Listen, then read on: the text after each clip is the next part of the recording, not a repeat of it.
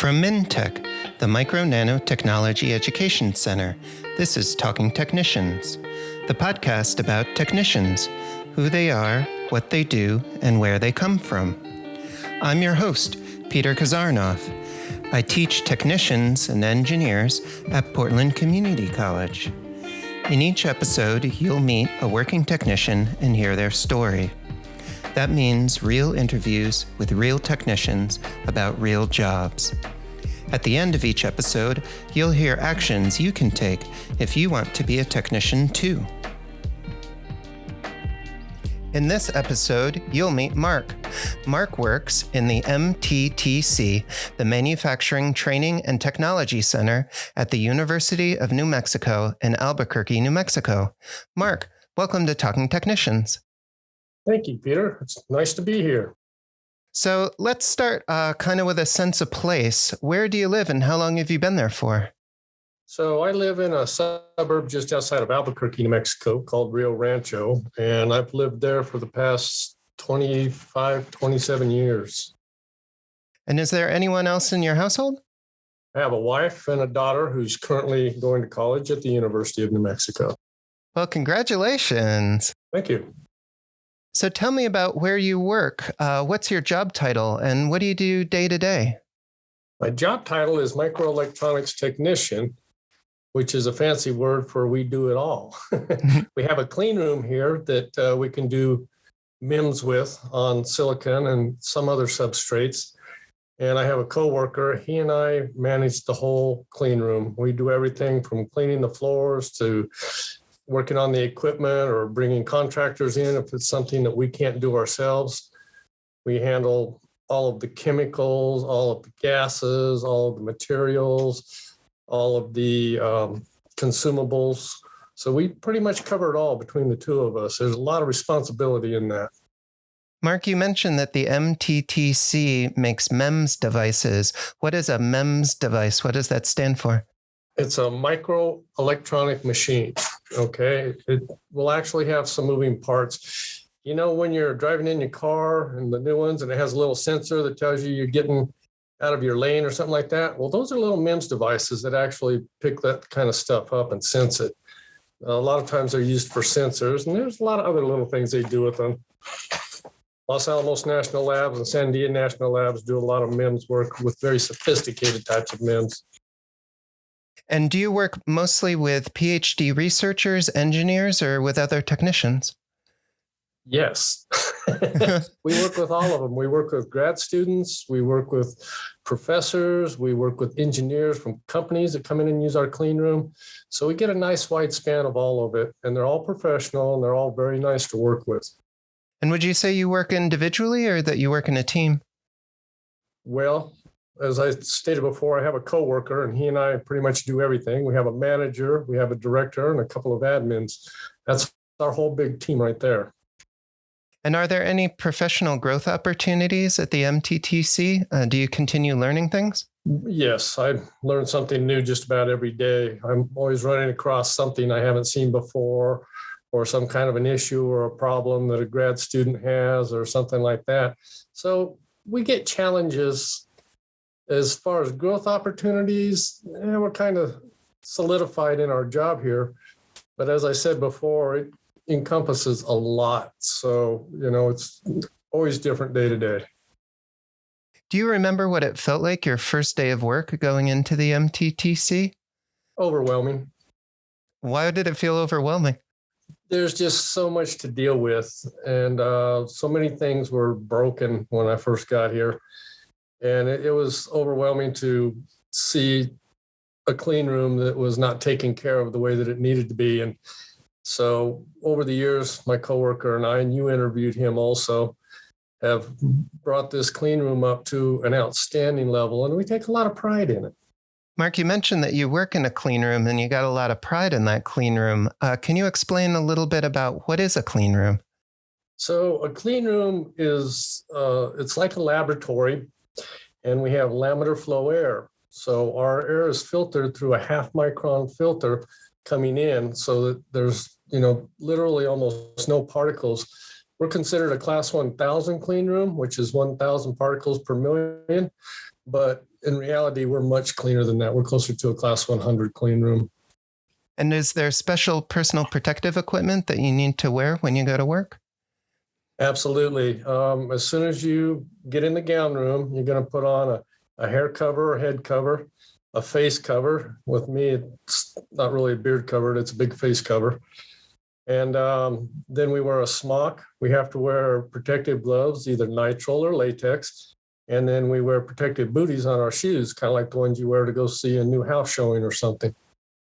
And that's to keep the particles down inside the clean room, because humans are the biggest particle generator in there. If everybody's wearing the same thing in the clean room, how do you tell each other apart?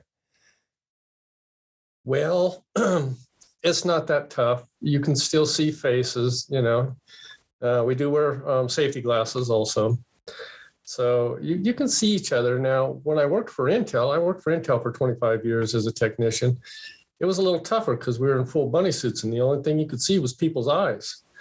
You learned who people were by the way they walked and how they had their balance and what their eyes looked like. So, Mark, you mentioned that you worked at Intel for a while. Can you talk about your experience working as a technician there? What did you learn, and how did it help in your current role? Oh, it was what allowed me to have the experiences that they needed here to get this job. Without working at Intel, I never would have been able to get this job. I was there for 25 years. I actually retired as a senior equipment technician out there and a lead for the chemical vapor deposition tungsten tools.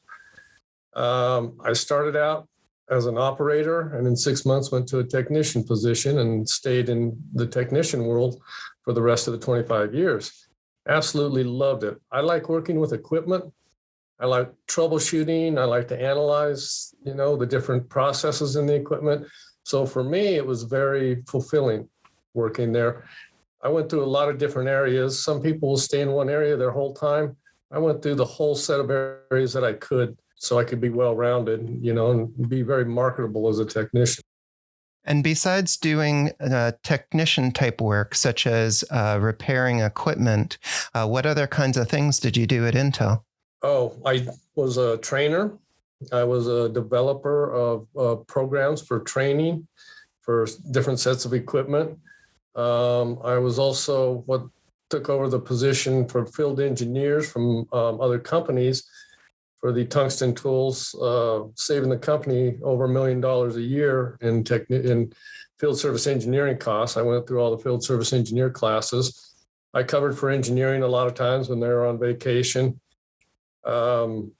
Just a lot of paperwork, it's all on computer, but a lot of paperwork, a lot of things that you're responsible for. The responsibility is very heavy. But also, when you're working with the most sophisticated equipment in the world, it's pretty neat. It's pretty neat.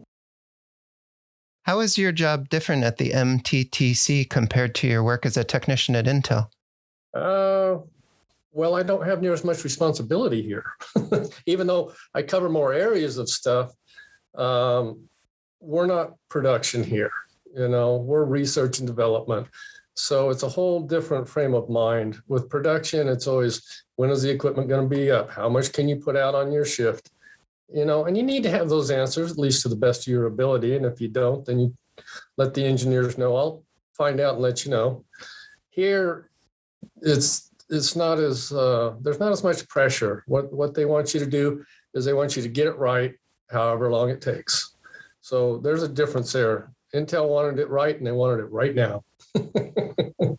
But I loved working out there. I really did. But I figured after 25 years, that was enough. I was ready to move to another place. Mark, you mentioned that you did some training of other technicians. Can you talk a little bit about that experience at Intel? Sure. So because I was the lead tech and the tool owner for the tungsten deposition tools, I went to a lot of classes. I went out of state to a lot of different classes and got a lot of training. And then I was expected to come back and be able to train the other technicians in what I'd learned. So I would have to write up procedures. Sometimes there were actual books, and teach them how to use the robots, teach them how to set up the robots, teach them the proper ways to set up a vacuum chamber, how to clean it, how to remove parts, how to put them back on. Everything had to be documented, and somebody had to write those documents, and I was the lucky one to be able to do that. And did you participate in things like hiring or interviewing? I did. Early on when I was working in lithography, before I moved to the tungsten tool, I was not completely happy with some of the quality of techs that they were hiring in. And I went and I asked my supervisors, I says, how do I have a say in who you hire?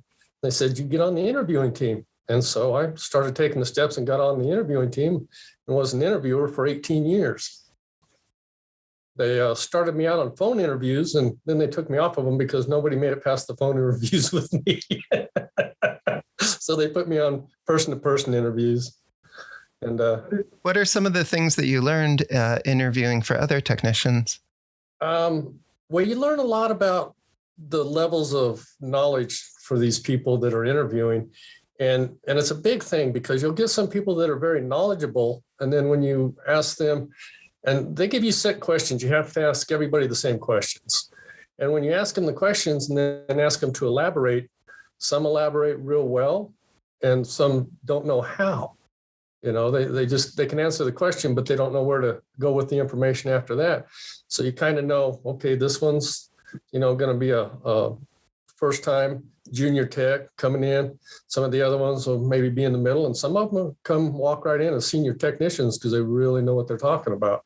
And that's how you have to kind of classify them as to what level they are and where they need to come in and where they might fit the best within the company. What are one or two tips that you'd have for current community college students who want to be technicians like you are? So when you get ready to put a resume out to a company, find out what the company's about and texture your resume to what they do. Say they build windows, okay? So what you want to do is you want to find out everything that you know that they can use about building those windows and put it in your resume. You just do bullets because they'll ask you questions about it later. So you always texture your resume to the company that you're going to submit it to and do a little research so you're prepared to answer their questions. So you had a long career at Intel and then moved on to the University of New Mexico. How did you get that first job at Intel? What was your education or work experience before that? Well, I was a professional mechanic for about 12 years, and before and after the Air Force, I went to DeVry for a while, and then I got some very in-depth technical training in the Air Force. I worked on the F-15 fighter jets on the avionics, and that's what really kind of gave me an edge into electronics and things to where I actually got an interview. It took me 2 years of resumes with Intel to actually get an interview. I have a stack of thank you, but we don't have a position for you letters that I look back at every once in a while just to make me smile, because you got to realize you're going to get some rejection. Don't stop putting out resumes or putting it to a company you want to work for just because you got a no thank you letter. Redo your resume, try again. Intel would only accept one every 6 months, so every 6 months I was dropping one in. Mark, you mentioned that you had some experience in the Air Force. What parts of your work in the Air Force were useful for you when you worked as a technician? So I worked on avionics. I worked on the radar and the computer systems, the navigation systems, and a lot of the interface with the other systems. With that, I had knowledge of computers and interface and stuff like that, which is something Intel was looking for. Also, good electrical knowledge, basic electrical knowledge, a little bit of in-depth, because they did ask questions about that, and I was able to answer the questions, and that's what really helped me out a lot. What type of reporting or communication do you do as a technician? Well, as a technician, I take care of the scheduling for the equipment for the people that want to use it inside the lab. We have a calendar set up where they can schedule it, and I make sure there's no conflicts of interest. I make sure the equipment is going to be able to do what they need it to do. So I have to communicate with the different engineers and the PhDs and the PhD students as to what they're trying to do, make sure that there's not going to be any contamination in a certain piece of equipment or something like that. So a lot of communication with the people that want to use the lab. Not too much with my boss. All he does is come in and say, "Is everything good?" "Yeah, okay, thank you." What was something unexpected about working at Intel that you only found out once you started as a technician there? Going to the defect metrology meetings. Defects are a huge thing when you're working with semiconductors. And I did not expect the just straight, blunt questioning. And, the engineers would just confront you straight up about what's going on, what's your equipment doing, this and that stuff. And they expected answers. And if you didn't have the answer, you had to let them know, okay, this is when I'll have an answer for you if I can get the information. And they were, I would say, almost cutthroat, but not really. They were just very straight to the point. There was no messing around. There's, no community talking or anything. It's just figure this out and fix it. So I was a little surprised at how blunt that was. After a while, you kind of get used to it and your skin gets thicker and never take personally what's aimed at you professionally. Mark, you mentioned that this was in defect metrology. What do those two words mean? What is defect metrology? Okay, so metrology is where they analyze the different steps of the process when they're making chips on a wafer, okay? Defect metrology are the guys that come out and say, look, you're killing our die. We're only getting this percentage of die out of a wafer. It's not acceptable. And so they have a lot of power within the whole organization because they're the guys that are trying to get you to figure out how to fix a problem. So a lot of pressure from those guys, to get things right and stuff. And once you kind of figure out how it works, it's not so bad. In the beginning, I felt like they were walking all over me, but after a little while, like I said, I learned to keep my feet solid and got a little bit thicker skin and did pretty well. What was something unexpected about moving from industry when you were working at Intel to working at a research lab at the University of New Mexico? I guess the people that I work with, I was very surprised because I knew I was coming into an area where, we have students here that don't know anything about the clean room until they're exposed to it. But their eagerness to learn surprised me. Their eagerness to absorb what they were taught and some of the intelligent questions they ask is like, well, these guys are asking questions just like if they've been doing this for a while. So it really surprised me about the intelligence of the people that I'm working with now. It's very refreshing. Mark, how did your life change when you became a technician? And what do you feel like you accomplished over those 25 years? Well, I gained a lot of knowledge about things I had no idea about in the beginning. There's things I know now that I can talk to that completely go over most people's heads. So the knowledge base is incredible. Also, because I did it for as long as I did, and I did well. I've always been a go-getter and always tried to, hustle and get it done right the first time and move on to something else.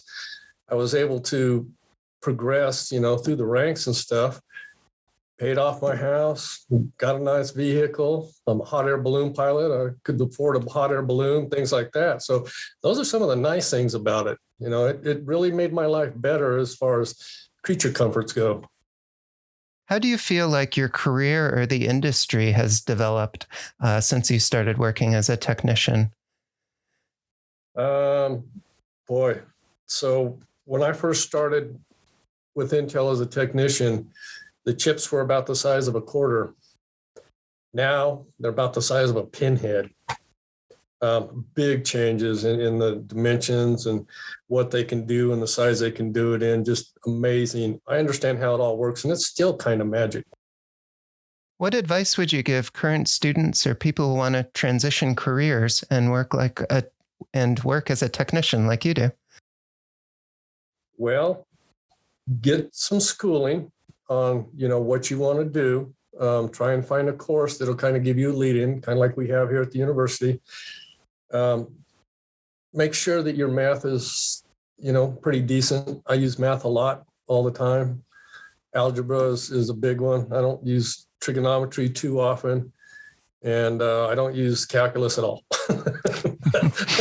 But I do use algebra on a semi-regular basis, and I use a lot of just normal math.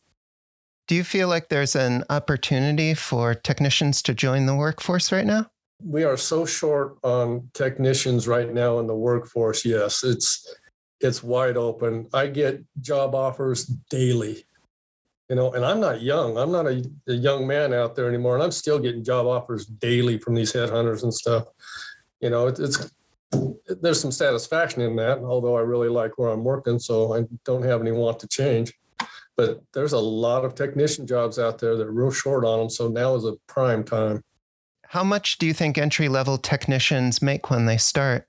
Well, that's a good question. A lot of it is regional. It depends on what the cost of living, where the company they want to go to work for is.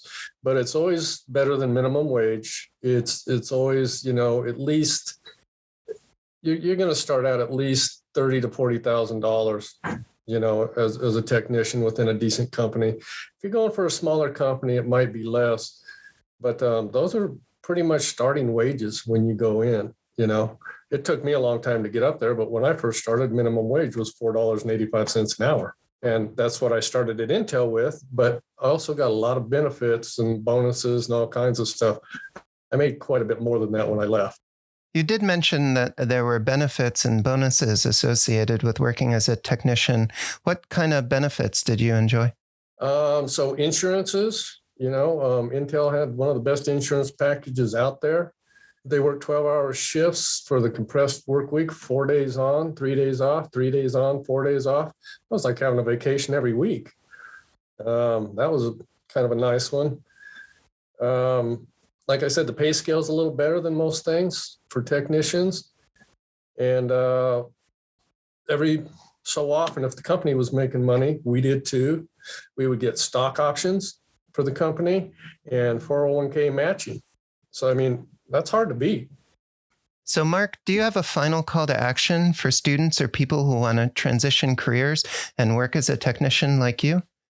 Well, like I said, do your homework, look into the company you want to go to work for, find out what they're about so that you can talk to them, from what you think you can do for their company. And they'll ask you, why do you want to go to work for our company? Make sure you know why you want to go to work for them. And like I said, if you can get any electronics training or semiconductor training or whatever kind of technician training you want to go into, it's always a plus. If it's the difference between somebody that doesn't have it and you do, you'll be the one they'll put on the workforce. Mark, thank you so much for talking with me about your role as a technician and your work in the industry. I really enjoyed speaking with you today. Well, thank you, Peter. It's been my pleasure. Bye now. Bye.